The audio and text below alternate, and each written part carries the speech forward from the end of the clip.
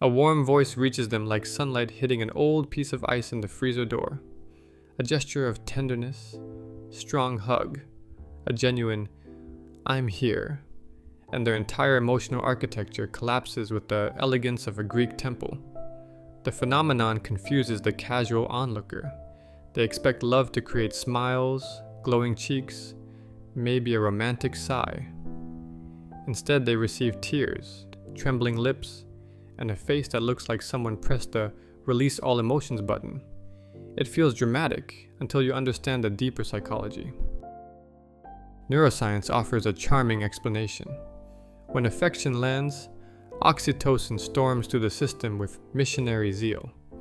The parasympathetic nervous system, always exhausted, finally stretches, yawns, and opens its doors. The body enters "allowed to soften" mode. Muscles loosen, breath deepens, and every sealed memory of previous closeness rolls forward like old carpet. Tears appear because the system experienced relief as a physical phenomenon. Some people live inside constant alertness. They expect demands everywhere they look. Their attention perpetually scans for disappointment. Then someone offers love without conditions. Someone touches their cheek, listens fully, or holds their hand with presence rather than pressure. Suddenly, the vigilance dissolves, and the body discovers a softness that feels safer than any logic. Tears appear because the body recognizes purity faster than thought. Literature understood this long before psychology invented its vocabulary. Rilke talked about souls shaped for intimacy, souls that bloom under a single warm gesture. He wrote that certain souls allow beauty to happen to them. These are the ones. They receive beauty without armor, and their bodies respond with awe. They carry innocence that survived through experience, a rare combination. Their emotional life resembles an impressionist painting, colors merging, edges soft, feeling blooming before thought catches up.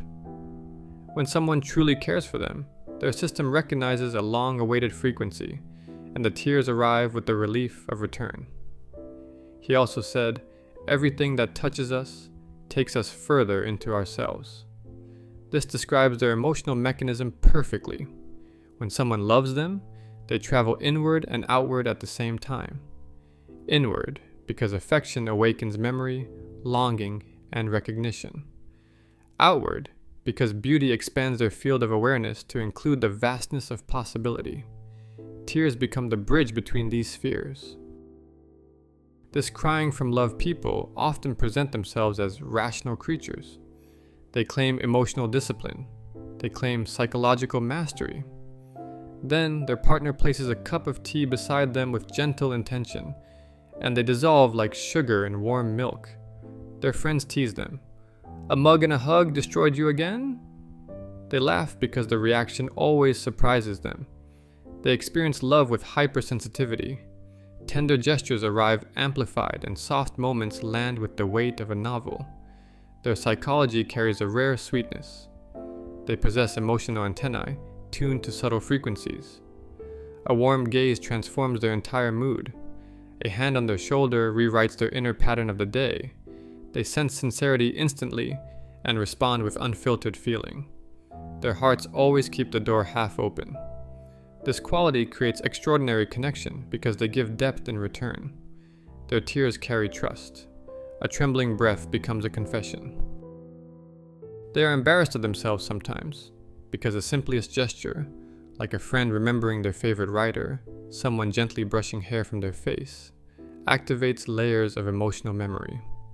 They carry maps formed in childhood, where affection arrived as something rare, precious, or delayed. So every act of care now arrives with the weight of fulfillment. Understanding their emotions becomes easier when they view themselves not as overly sensitive, but as individuals with expanded emotional bandwidth.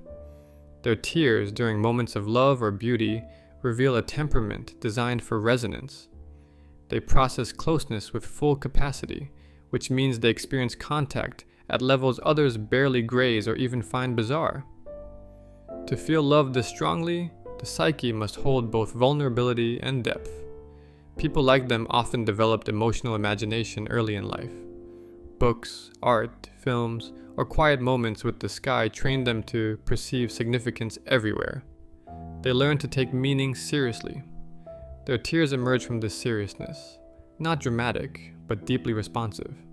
They cry because their system refuses to dilute experience. Their psyche also carries softness that stayed alive through difficulty. Many of them grew up reading the shifting atmosphere of a room. This attunement created emotional intelligence long before they had words for it. Now, as adults, they recognize emotional authenticity instantly. When love appears in pure form, without manipulation or demand, their body answers with relief. Tears mark the moment the world finally feels safe enough to touch. They live with an emotional metabolism that transforms tiny moments into profound ones. A shared glance, a quiet apology, a sunrise, a melody, a warm silence, each becomes a kind of spiritual event. Their tears remind them of their architecture, sensitivity intertwined with wisdom, tenderness intertwined with courage, perception intertwined with longing. People like this turn ordinary days into luminous ones. They transform gestures into symbols.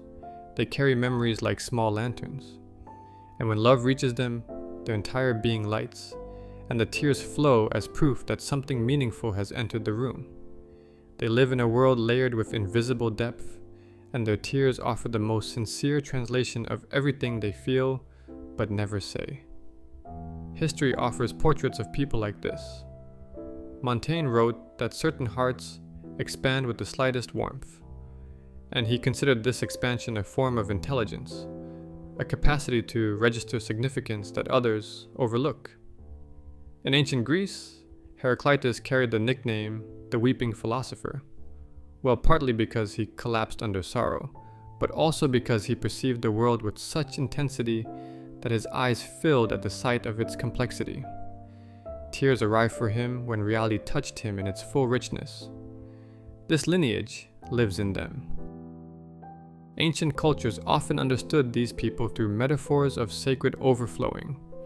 Early Greek thinkers spoke of pathos as a force that enters a person, fills them, and expresses itself through the eyes as drops of understanding. The Japanese aesthetic ideal of Mano, Noah Ware, recognized this sweetness of sorrow in the face of beauty, where feeling arises from the awareness of transience, meeting a moment of perfect presence. In medieval mysticism, Hildegard of Bingen described luminous tears as the soul's proof that it perceives the divine pattern in the ordinary. These descriptions arise from civilizations separated by geography and centuries, yet each points toward the same phenomenon, a tear that emerges not from lack, but from abundance. The cry signals that they have reached a layer of themselves that usually remains dormant beneath tasks, worries, and the surface choreography of daily life. In that layer, beauty touches something ancient, an archetype of communion older than language.